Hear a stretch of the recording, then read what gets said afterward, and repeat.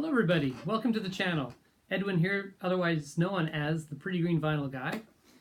And happy end of July everybody. The summer's trucking through. And beautiful day here on the west coast of Canada. It's been hovering in the mid-20s. I know if you're in Europe, if you're in the east coast of the US and Canada, it's just been crazy hot. So anyway, the videos have slowed down, of course, because it's summer and it's hard to be inside. I've been doing lots of cycling. And you should see my leg too. And yeah, it's been a good summer. It's been a good summer for vinyl, even though I have been trying to cut back. Anyway, today we're going to do a few vinyl finds. But let's start off with two new purchases. This is the Wallflowers. This is the re-release, Bringing Down the Horse, from their, this came out in 96 or something like that. This is the 20th anniversary, first time on vinyl, 2 LP set, featuring the hit singles, One Headlight, 6th Avenue Heartache, and The Difference. And yeah, I was just playing this last night actually. Really good album. These cheap like no gatefolds. The first copy I bought was warped because I don't think there's a lot of support in there, eh? But I took it back to the store that I bought it from, and they gladly gave me a new one. The Wallflowers, of course, is Jacob Dylan, Bob's son. It's got a real, you know, country rock, I guess, Americana sort of sound to it. And yeah, this is a great album. 1996, The Wallflowers, Bringing Down the Horse. And then the other one I bought, that I was surprised to see this. This is a new copy of Up From the Downstroke by Parliament. Make album covers like that anymore. And yeah, this is my first Parliament record. It was kind of a blind buy because other than maybe just some stuff I've heard that I probably didn't even know that it was Parliament. I've only listened to this once, but I was reading a couple of bios on the band, and man, they were crazy. George Clinton was nuts. And I believe this is the first album that Bootsy Collins was reunited back with Parliament. So yeah, Up From the Downstroke. This was reissued on Casablanca. Sorry, Vinyl Rich, I wasn't organized and had them out of the sleeves. Just a great classic label. It's funny, I was watching Bob Bradley last night, and they were doing great record labels. And yeah, Casablanca. Okay, so let's start with some vinyl finds. Just a very simple, very nice copy of Tom Petty and Heartbreakers, Southern Accents. This had Don't Come Around Here No More, was the big single in the original Innard, and just on MCA. Nothing fancy with that, but yeah, you know, it was just flicking through the bins and found a nice clean copy of that, and I thought, why not? And then beside that was a Still in a Shrink, Hard Promises. This is audiophile series. It's mastered at half speed. This is a really good album. I listened to this last night actually as well. This is on a nice Backstreet Records label. And yeah, this had The Waiting was the big song, but the whole side one is very, very good. And yeah, great record. And again, nothing special, but it's in beautiful shape, being in the original Shrink, which I'm going to take off for all those Shrink lovers out there.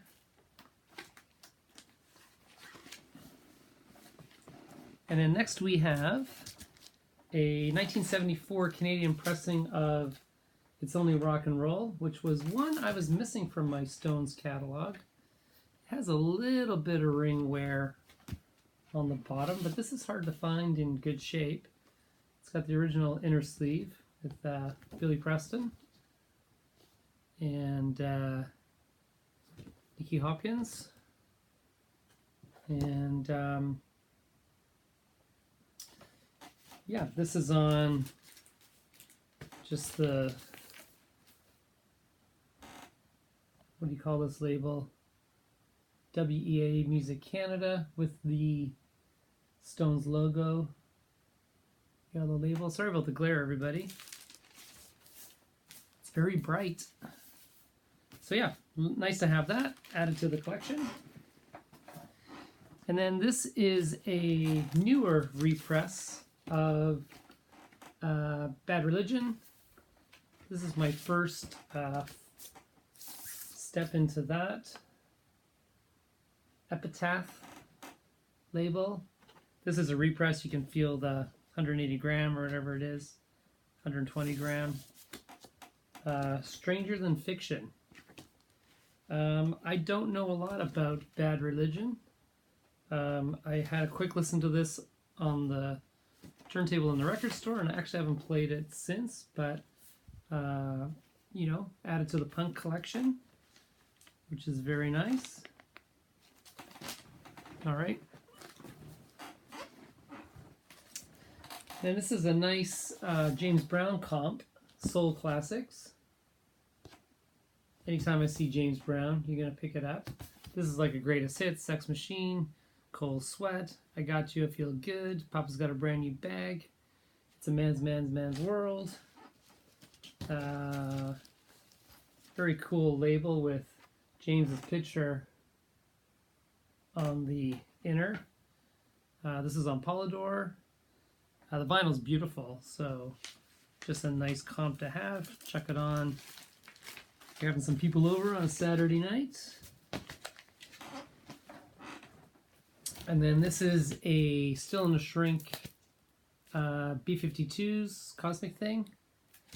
This was their big hit in the 80s with Rome, Love Shack, Deadbeat Club, Channel Z. Got a lot of hits. This, again, looks brand new, so I had to get it.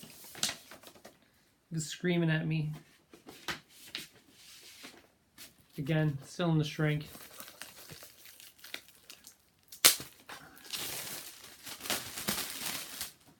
Yeah, there you go. Now you can appreciate the fine beauty of it. And then, in the summer, it's always nice to have a little Bob Marley and the Wailers. This is Uprising. This is a Canadian press. You know, it's held by the Maple Leaf on the Blue Island label. Where am I here? Right here.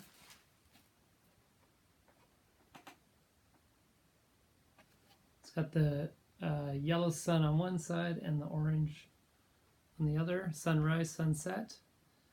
This is a good album. This is Bob Marley and the Wailers with the I3s on backup, and Junior Marvin's on this in the band, and the I3s. Lots of backing vocals on this. This is just I guess the big song in this would have been Redemption Song. But the whole album plays really, really nice. It's just good classic reggae. This was from, I don't know what year this was from. Anyway, 1980. Uprising, Bob Marley and the Wailers. And then an album that I didn't have. This is a 1980 Canada pressing of McCartney 2, The Gatefold. And of course, Coming Up was the big song. This has got the original innard with the lyrics, and of course the quite forward-thinking Temporary Secretary. And yeah, again, I was just filling in a space in my McCartney collection. This is oh yeah, this came with the Coming Up Live single, which is very good. because that's better than the, well, arguably better than the album version, and it's just on Columbia. So nice to get it complete. That's what I was, I guess, holding out for. It says demo on the 45. My first Sparks album. Don't know anything about Sparks, but I've heard a couple of people talking about them. This is Big Beat. This has quite a bit of ring wear on the front, but I always see it like that. And it's got the original inner sleeve. And I've listened to this once, and I quite liked it. This is a 1976 Canada pressing on Columbia. And yeah, it's going to take me another couple of listens for sure. But that was something I was happy just to see and pick up. And then this is a newer album that somebody had obviously bought and returned it. This is the Cure Acoustic Hits. This is all of their, almost like an unplugged album of all their greatest hits. It's on like 180 gram vinyl. Really, really good album. I've listened to this a couple of times in the background, and it has all the big songs on it. Just really, really sounds amazing. And actually, on Discogs, people commented in the comments that it was one of the best sounding albums in their opinion. So very happy to have that. And then this was one, Richard McCook, he was doing 12-inch singles. And then I happened to be in my store, and I was drooling over some of them. But this is a 1982 UK pressing of Straight to Hell. And Should I Stay or Should I Go? So super happy to get that. It's on Epic. It's epic, dude. I've talked about this before. There's a guy in my city, or a girl, who has sold their collection, and when they had their collection, they put them in these A&B sound inner sleeves.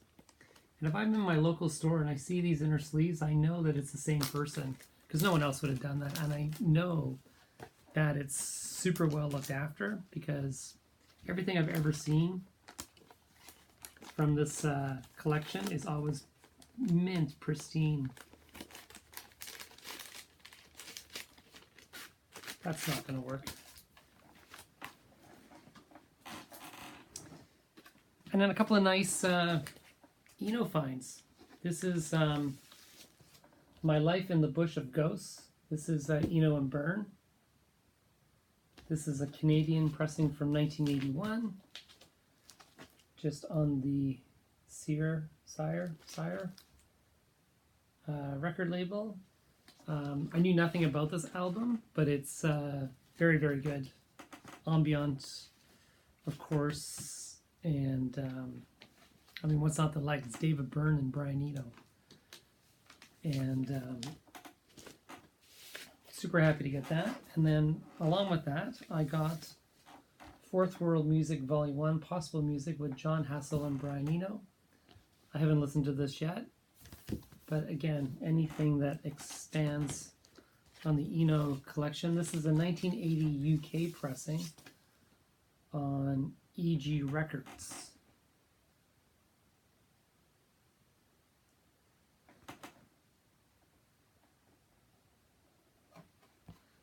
And yeah, I haven't listened to this one yet, but it was in really good shape. I mean, the cover's perfect. I don't get the feeling that people that collected Eno albums would trash them or take them to parties or that kind of thing. All right, moving along. This is one now I'm surprised I bought it. By the way, I'm going to have a sip of coffee here. Cheers, everybody.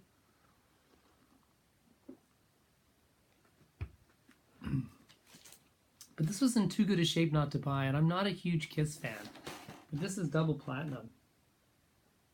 And this is in really good shape. This is a gatefold. This was the controversial sort of greatest hits where pretty much everything was re-recorded, recorded live, added a disco beat, whatever. It does have the innard. This was the certificate, the Platinum Award, where you signed your name and you wrote, "With gratitude, thank you for helping to make Kiss a double platinum success," with the embossed, and there's no name written on it, so that's cool. And yeah, like it was just in too good a shape. Again, on the Casablanca label. And yeah, it's probably all I need in Kiss, to be honest. But I can't get over how nice the condition it's in. That reflection on that. Fantastic.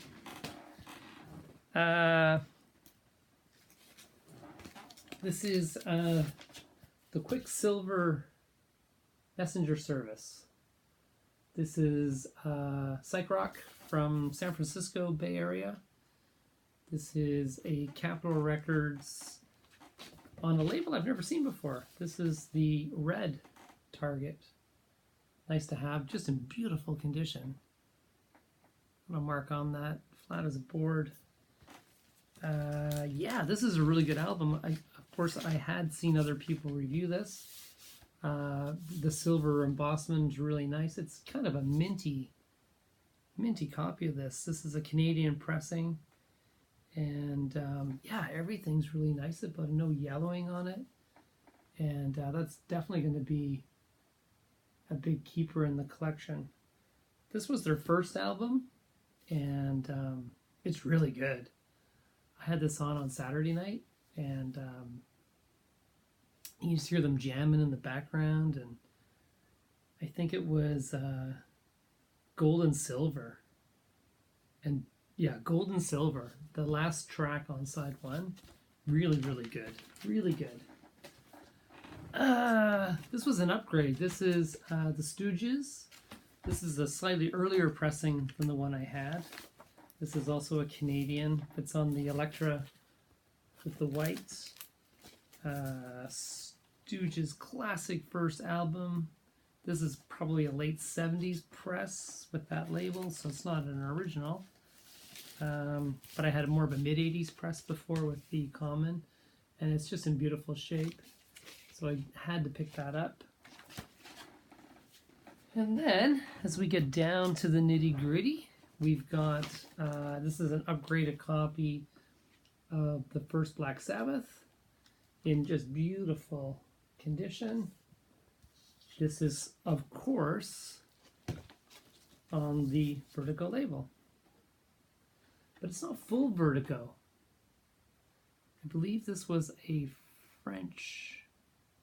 Yeah, this is a French copy, so they didn't do the full Vertigo, but it still has the swirl on it. It's just in beautiful condition, so I couldn't say no. I had to, even though I was looking for that original with the full Vertigo. But then I added to that, and I ended up with Paranoid. Cover's maybe not in good a shape, but it's still really good. Let's look at the nice high gloss.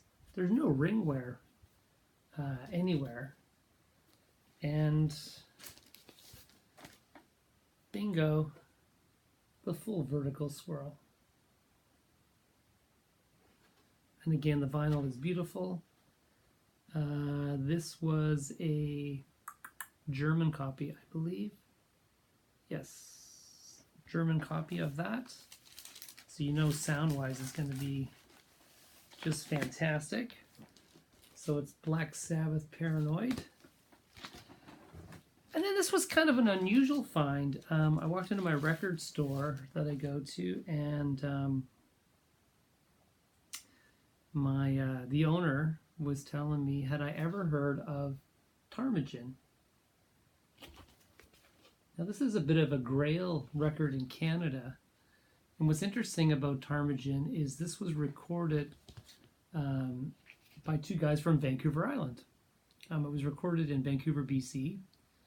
And this is folk psych rock And the story is it was two guys from Vancouver Island were playing at a bar in Victoria, BC, and Paul Horn, the musician, producer, they call him sort of like the godfather of new age music, had just moved to Victoria. He had wanted to get out of LA, and he ended up in Victoria and ended up at this bar and ended up seeing these two guys, Glenn Dias and Monty Normström. And yeah, it's kind of cool because it says produced by Paul Horn, Vancouver Island Productions. Now, I don't know about you, but there was certainly not a huge run of bands from Vancouver Island putting out albums, Psyche Rock albums, at the time. This is on the Columbia label. It's in beautiful condition. And you can hear the multi-instruments of Paul Horn in the background, because I believe that the Glenn Diaz, he sang and he played some alto, tenor, and some percussion, and Monty Normström was vocals and 12-string guitar, and then they had a drummer, acoustic bass, and electric bass. But you can hear flutes and, you know, all the typical instrumentation in the background. And of course, then it was mixed by Paul Horn. And yeah, really good album. Super happy that it was introduced to me. I don't know what year this is. I just can't see it anywhere on here. But this is an original pressing. And it was repressed on CD, but only one time released on vinyl. The songs include Go Dancing, which is kind of a mystical gypsy kind of thing. And song 2 is called The Island, which is obviously about Vancouver Island. And song 3 is called Vancouver. And I love it. It's got it really starts to rock it up, gets nice and tight. And then side 2 is just 2 songs. One's 11 minutes called Night of the Gulls, A Hymn to the Ocean and the Great Northern Lake. Can't get any more Canadian than that, can you? And the last side 2 song is Coquihalla, which I know we have a region in the interior of British Columbia. There's a highway called the Coquihalla Highway that connects basically Kelowna down to Vancouver. But of course that never existed back when they were making this. And you can see like it's got the Vancouver seaside with the rocks and then a little bit of, you know, kind of drawing. And Ptarmigan, of course, is the bird. So yeah, let me just see if I can quickly see. But I know all you Psyche Rock, like Dots and Loops and that. If you've ever heard of this album, let me know. And oh yeah, and it's a misprint.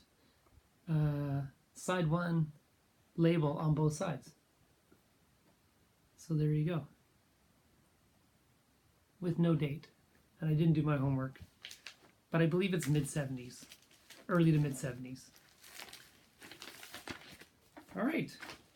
So there you have it. There's a vinyl update. And I do have some other stuff, but I'm going to save it for another video. I don't want to go on and on and on. But a couple of nice grails there. I did get the new McCartney live, other than the Russian one, because I'm not really interested in that early 50s music on there.